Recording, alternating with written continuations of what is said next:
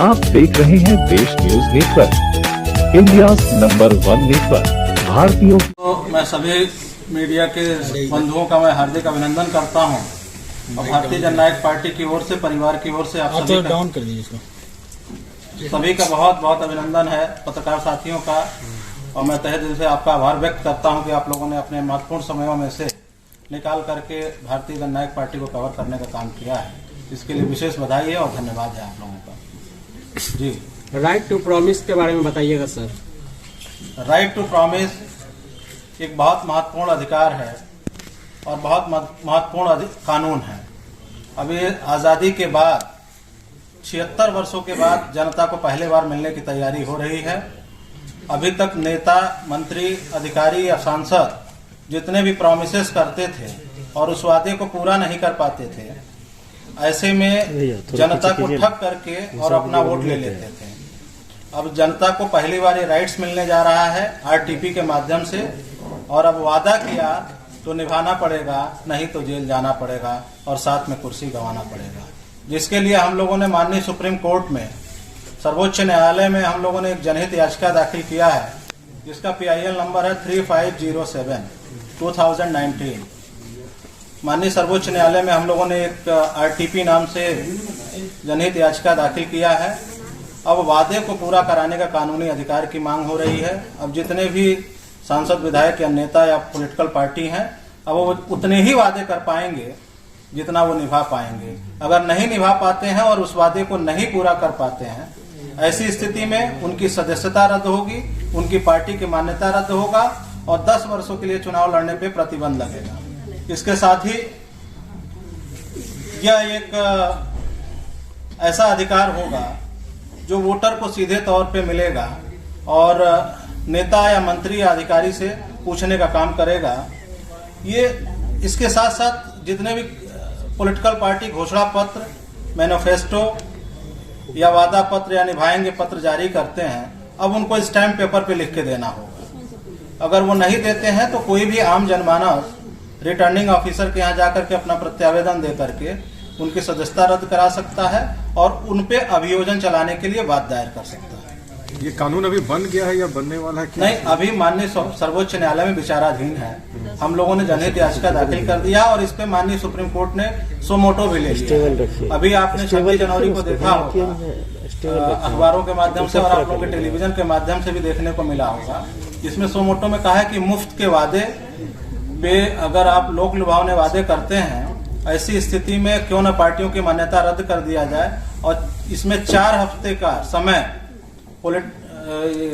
भारत निर्वाचन आयोग को और केंद्र सरकार को दिया है कि 4 हफ्ते में अपना अपना जवाब दाखिल करें। कितनी पार्टियां इस कानून के सपोर्ट में है? सिर्फ आपकी पार्टी है या और भी पार्टी आपके साथ? हमने जो है, ये भारत की प्रथम ऐसी पार्टी है जो आरटीपी का समर्थन करती है। अन्यथा कोई भी राजनीतिक दल नहीं चाहता है कि राजनीति में इस तरह का प्रभावी कानून बने और वो खुद इस दलदल में फंसे। RTI तो था, RTP का जो है उसको लाने की क्यों जरूरत पड़ी आपको? देखिए, RTI से सिर्फ सूचना मांग सकते हैं, उस पर आपके पास कोई अधिकार नहीं है। किसी से सूचना पाना ये कोई आपका राइट्स नहीं है। राइट्स इन द सेंस कि उससे किसी बारे में जानकारी हासिल कर लेने से उसका समस्या का निजात नहीं होगा, ना ही हल होगा। ये समस्या को हल करेगा, आपको एक अधिकार देगा। इस अधिकार के माध्यम से आप सिर्फ सूचना नहीं पा सकते, उस पर कार्रवाई भी करा सकते हैं। यानी आपकी पार्टी जब आगे बढ़ेगी तो आप जो वादे कीजिए उनको पूर्ण रूप से निभाइएगा?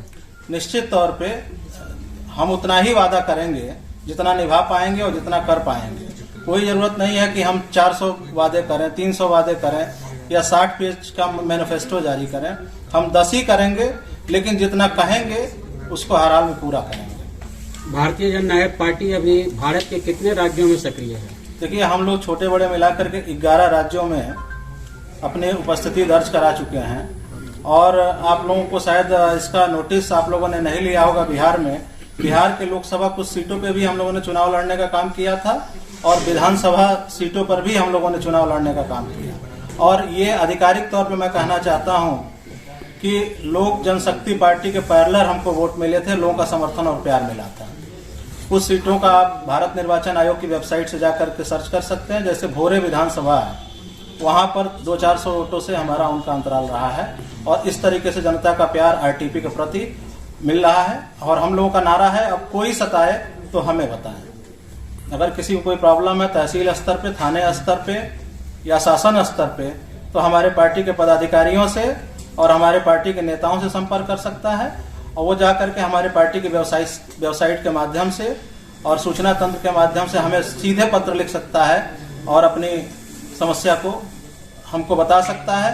हम कोई सताए हमें बताए के अंतर्गत उसके अभियान को लेकर के हम लड़ाई लड़ने का काम करेंगे और उसको त्वरित न्याय दिलाने का काम। जिस तरह से सर बिहार में लगातार आंदोलन लगातार हो रहा है सर, वार्ड सचिवों के बारे में भी सुने ही होंगे, क्या अगर वह उनसे आपसे मिलते हैं, समर्थन मांगते हैं, क्या आप लोग समर्थन देंगे? बाकी पार्टियां भी दे रही है, नेता प्रतिपक्ष भी मिलने उनसे गए थे, चिराग पासवान भी गए थे। हमने अपने प्रदेश अध्यक्ष जी से कहा है, नीतीश कुमार जी से, कि जितने भी लंबित प्रकरण है भर्ती से रिलेटेड, मैंने बड़ा स्पष्ट कर दूं आप लोगों के सामने, मैंने कहा कि जितने भी लंबित प्रकरण है, चाहे किसी भी भर्ती से जुड़ा हुआ मामला है, वो आप लोग त्वरित उस पत्र को लीजिए और जितने भी पदाधिकारी इस विषय में चाहते हैं हमसे जुड़ सकते हैं, मिल सकते हैं।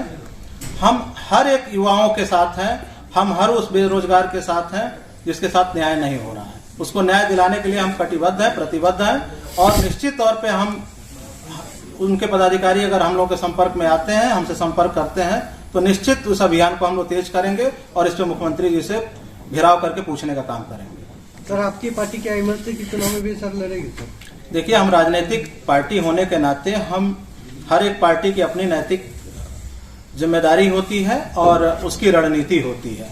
हम इस पे अपने पार्टी के पदाधिकारियों से विस्तृत चर्चा कर रहे हैं